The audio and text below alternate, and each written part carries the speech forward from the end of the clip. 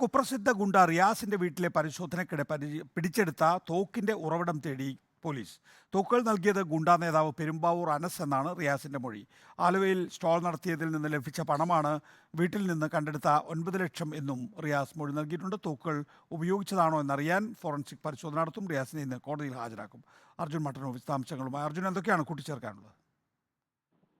നികേഷ് കുമാർ, കുപ്രസിദ്ധ ഗുണ്ടാ നേതാവ് പെരുമ്പാവൂർ അനസിന്റെ കൂട്ടാളിയാണ് ഇന്നലെ തോക്കുകളുമായി പിടിയിലായ മാഞ്ഞാലി സ്വദേശി റിയാസ്. ഇയാൾക്ക് 3 വർഷം മുൻപ് പെരുമ്പാവൂർ അനസാണ് ഈ തോക്കുകൾ നൽകിയത് എന്നാണ് ഇയാൾ അന്വേഷണ സംഘത്തിന് നൽകിയ മൊഴി.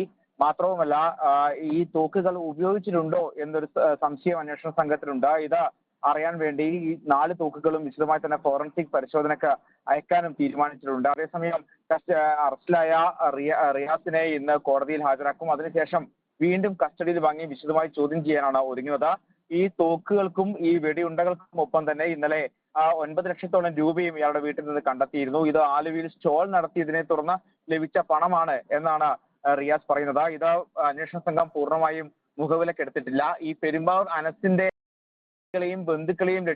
ബന്ധുക്കളുടെയും വീടുകളിലും മറ്റുമാണ് ഇന്നലെ വ്യാപകമായി റെയ്ഡ് നടത്തിയത്. കേരളത്തിനകത്തും പുറത്തും റെയ്ഡ് നടത്തിയിരുന്നു. ഈ പറവൂർ, മാഞ്ഞാലി, പെരുമ്പാവൂർ, അതോടൊപ്പം എളമക്കര, ഇടുക്കിയിലെ രാജാക്കാട്, അതോടൊപ്പം കൽപ്പറ്റ, തമിഴ്നാട്ടിലെ ആനമല തുടങ്ങിയ സ്ഥലങ്ങളിലാണ് ഇന്നലെ ഒരേ സമയം റെയ്ഡ് നടത്തിയത്.